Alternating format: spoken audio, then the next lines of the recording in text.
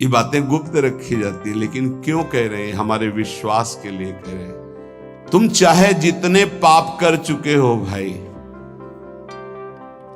अब हो गया, आ जाओ, नाम की शरण में आ जाओ, तुम बिल्कुल चिंता मत करो। कई भाई लोग आके प्रश्न करते हैं कि हमसे बहुत पाप हो गए, क्या हमारे पापों का उद्धार हो जाएगा, नाश हो जाएगा? तो ननु दुरिताक्रांताय ते कथम संशयम दास्यामि तत्राह जय नाम धेय मुनि वृंद गेय जनरंजनाय परमक्षराकृते तुमनादरादपि मनागुदीरितम् निखिलोग्रताप पटलिम बिलुम पशी। भगवान नाम जिसको अपना आश्रय दे देते हैं, कोई भी पाप ऐसा नहीं कि उसको दंड दे सके। ध्यान रखना, नहीं प्रश्न खड़ा हो जाएगा फिर महात्माओं को एक कष्ट क्यों मिलता है? ना नवीन पाप, वर्तमान का नहीं पाप, पूर्व के संचित पाप नहीं, ये प्रारब्ध का है जिससे शरीर रचना हो गई। यहां संचित भस्म, आगे त्रुटि हो जाएगी वो भस्म, वर्तमान में त्रुटि हो गई वो भस्म। बहुत विवेक की जरूरत है सत्संग सुनने के लिए।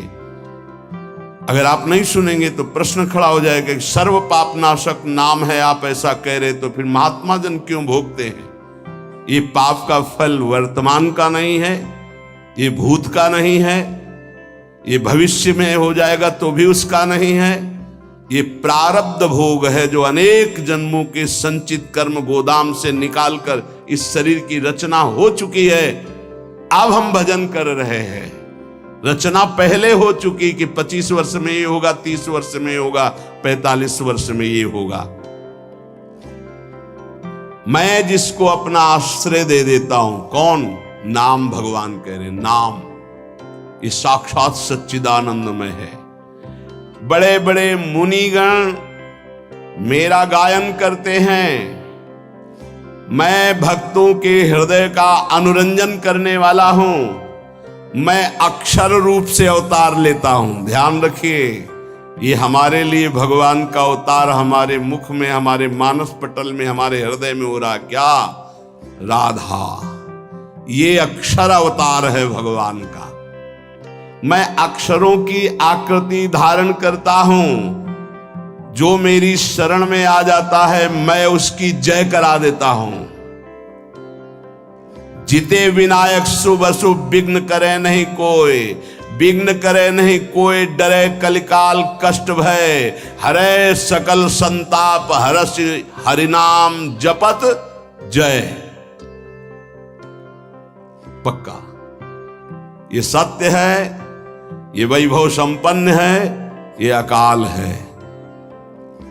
बोलते हैं सिख भाई, जो बोले सो निहाल, सत्य श्री अकाल। कालातीत तुम्हें बना देगा, श्री संपूर्ण वैभव प्राप्त हो जाएगा।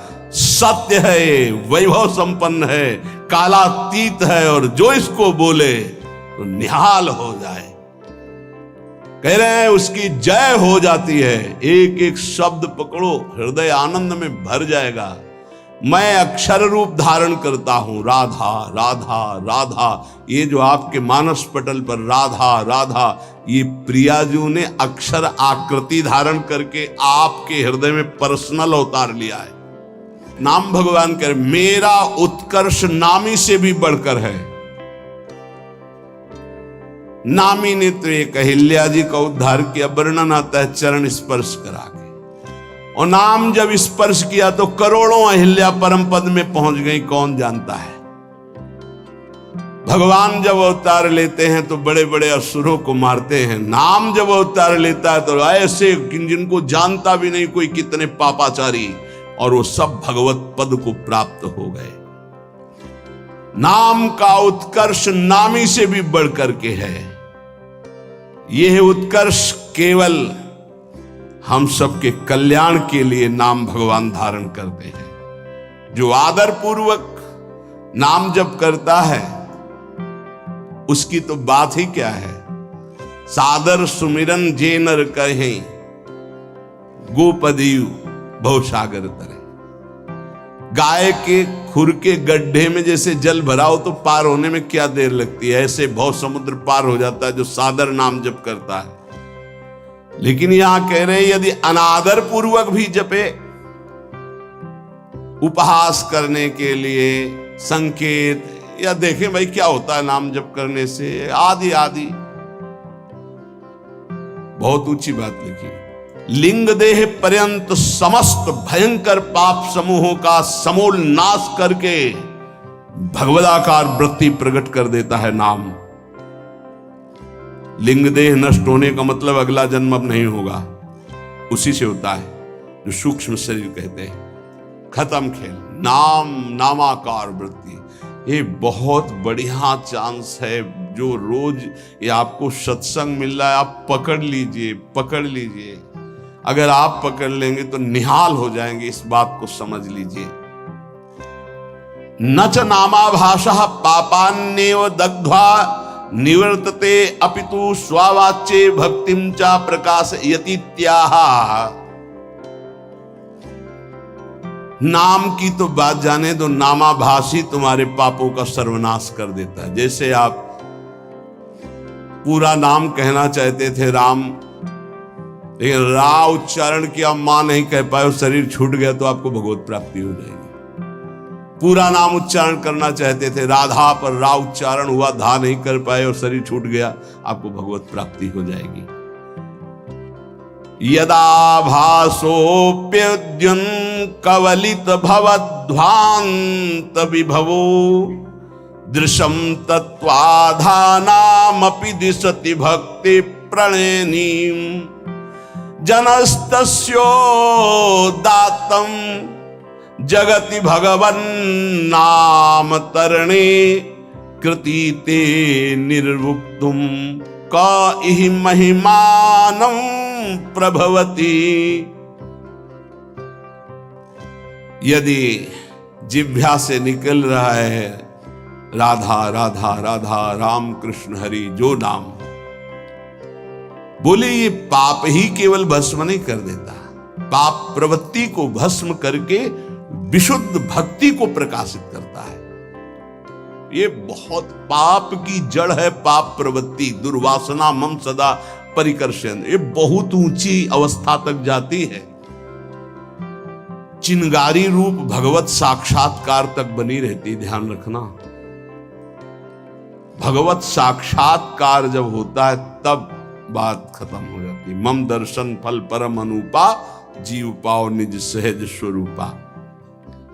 ये छोटी मोटी साधना से दबते हैं, चिंगारी बनी रहती, घास फूस मिली, हवा अनुकूल पड़ी तो ज्वाला बन जाएगी। यदि आपकी जिह्वा पे नाम चल रहा है तो नाम सूर्य की तरह प्रकाश करता है अंदर। कोई आंधी तूफान किसी तरह बुझा नहीं सकता। ये आग नहीं है, ये सूर्य का तेज है। संसार में कौन ऐसा प्रवीण होगा जो नाम की संपूर्ण महिमा कहने में समर्थ हो? कहूं कहां लगी नाम बड़ाई, राम न सकही नाम गुण गाई। भगवान भी अपने नाम की महिमा का पूर्ण वर्णन नहीं कर सकते तो औरों की बात क्या। अश्मोर्ध महिमा आज तक कोई नाम की यथार्थ नहीं कह सका। 2000 जिह्वा वाले भगवान शेष जी महिमा का वर्णन करते करते पूर्ण आज भी नहीं कर पाए। कोई नहीं, ऐसा नाम का प्रभाव है कि कोई नहीं आज तक पूर्ण महिमा का वर्णन कर पाया। तत्व दृष्टि से जो विहीन जन हैं उनको भी तत्वबोध प्रदान करने वाली सामर्थ्य नाम में विराजमान है। अथई कांतिक भावो नोपाशितम नाम भोगैक विनाश्यमपि प्रारब्धम विनय भोगात विनाशयतीत्याह। यदि नाम जापक उपासक चाहे कि मुझे प्रारब्ध ना भोगना पड़े तो ये भी सामर्थ्य भजन में है कि प्रारब्ध नष्ट कर देगा, पर भगवत प्राप्ति में बाधा आ जाएगी। भगवत प्राप्ति में बाधा आ जाएगी। यहां ध्यान दीजिए, अगर किसी को ऐसा लगता हो कि भजनानंदी संतों को जो रोग आता है अगर भजन में दम हो तो मिटा दें, तो आप देख लीजिए शास्त्र प्रमाण। वो कह रहे अथई कांतिक भावे नोपाशितम नाम भोगैक विनाश्यमपि प्रारब्धम विनय भोगात विनाश्यति। बिना भोगे प्रारब्ध का विनाश हो जाएगा भजन करने से। तो क्यों नहीं करते संत जन अपने प्रारब्ध का नाश? क्योंकि भगवत प्राप्ति में बाधा पड़ जाएगी। तो शरीर अविनाशी थोड़ी है। मानो कैंसर है, किडनी फेल है, ये है वो है, तो ये अपने समय तक के लिए है। जहां समय पूरा हुआ तो जिनकी किडनी ठीक है वो मरते नहीं है क्या? जिनको कैंसर नहीं वो मरते नहीं क्या? अरे बड़े स्वस्थ गाते बजाते चले जाते हैं। गाना बज रहा है, वो आगे गाड़ी में राधा वल्लभ श्री हरिवंश गए। समय है एक इसको ज्ञान होता है भक्त का। तो भक्त अपने भजन का प्रभाव प्रारब्ध नष्ट करने में नहीं करता, ध्यान रखना। नहीं तो शास्त्र आज्ञा करता है कि भोगैक विनाशमपि प्रारब्धम विनय भोगाद विनाश्यति इत्याह। बिना भोगे प्रारब्ध का नाश हो जाएगा। अभी तक सुनते रहे कि पूर्व पाप, संचित कर्म पाप और आगे वर्तमान में हो, ये सब अहम तो हम सर्व पापेभ्यो मोक्षयिष्यामि मा शुचा, प्रारब्ध भोगना पड़ता है। तो अब यहां कह रहे हैं कि अगर नाम निष्ठा पूर्वक जपा जाए, अथई कांतिक, एकांतिक भाव, नाम के सिवा हमारे पास और कोई बल नहीं, कोई साधन नहीं। अथई कांतिक भावो नोपाशितम नाम, जो भाव से नाम की उपासना करता है तो भोगैक विनाशमपि प्रारब्धम विनय भोगाद विनाश्यति इत्याह। बिना भोगे प्रारब्ध का नाश हो जाएगा। जैसे श्रीधर बाबा हमको एक चरित्र सुनाए थे राधा कुंड के संत भगवान का, कि वो रोज सोहनी लगाते थे राधा कुंड में। कोई थूक दे कोई ऐसा तो उसे साफ करके राधा कुंड के जल से, कि हमारे प्रिया प्रीतम यहाँ विहरण करते हैं। और भिक्षान्न से उदर पोषण करते थे, खूब निरंतर नाम जप करते थे। एक दिन वो राधा कुंड की सेवा करके बैठे ही थे कि एक काला दुर्गंध युक्त पुरुष आया। उसने कहा बाबा मुझे स्वीकार करो। तो बोले कैसा? बोले मैं 12 वर्ष का गलित रोग कुष्ठ हूं, जो तुम्हारे शरीर पे आना चाहता हूं, पर इतना भजन है कि मैं बिना आपकी आज्ञा के आ नहीं सकता। मैं प्रारब्ध हूं आपका, 12 वर्ष गलित कुष्ठ। उनका भाई इतना समय नहीं है हमारे पास कि मैं भोगूं, ये हमसे तुमसे नहीं पूछा जाएगा। हाँ, ही ऐसे बड़े भजनानंदी गुरुजनों की बात है, उनका हमारे पास समय नहीं है। दूसरे दिन फिर बाबा स्वीकार करना पड़ेगा, हम 12 वर्ष का गलित कुष्ठ 6 साल में भुगवा देंगे। नहीं हमारे पास समय। क्रम से रोज आते रहे। एक दिन आए, बोले बाबा स्वीकार कर लीजिए, प्रारब्ध या फिर भजन से नष्ट कर दीजिए। अब भजन तो नहीं देंगे, भजन नहीं देंगे। तो बोले बाबा स्वीकार करो। तो बोले 24 घंटे स्वीकार करने पर आप राजी रहेंगे? तो बोले 12 वर्ष का कष्ट 24 घंटे में दूंगा, आप भोग पाएंगे? तो उनका हमारी बात तय है, तुम पूरे 12 वर्ष का जितना कष्ट है वो हमें 24 घंटे में दे दो, मैं स्वीकार करूं। बोले कोई औषधि नहीं, कोई पानी देने वाला नहीं रहेगा, दरवाजा बंद अंदर से बंद करेंगे। बोले बिल्कुल अक्षरशः ऐसा। बाबा ने अपने शिष्यों से कहा दरवाजा बंद कर रहा हूं, आज इसी क्षण समय देख लीजिए, 24 घंटे तक कोई हमारे कमरे में नहीं आएगा, कोई विक्षेप नहीं पहुंचाएगा, हम खुद निकल आएंगे। जे ही का स्वीकार है, पूरा शरीर मवाद से युक्त हो गया, भीषण पीड़ा कढ़ाते रहे, हा कृष्ण। और 24 घंटे व्यतीत होने के बाद संपन्न हो गया। जब बाहर निकले तो तेजोमय स्वरूप।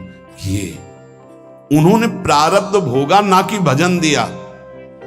यहां कह रहे कि अगर आप भजन बल से चाहें, देखो अगर किसी ने वस्त्र दे दिया, किसी ने भोजन दे दिया, किसी ने कुटिया बनवा दी, तो उसका प्रारब्ध लेकर भोग लेते हैं महापुरुष। फिर अपना प्रारब्ध कैसे छीड़ कर लेंगे? विचार करो, महापुरुषों में इतनी सामर्थ्य है, वो फिर अपना प्रारब्ध क्यों? उनको विशुद्ध ज्ञान है कि शरीर नाशवान है, हम भोग सकते हैं, ये नहीं भोग सकते हैं। पर कोई भी साधक चाहे तो प्रारब्ध का नाश कर सकता है, पर साधक वही जो चाह मिटाने के लिए भजन करता है, शरीर को सुख प्रदान करने के लिए नहीं।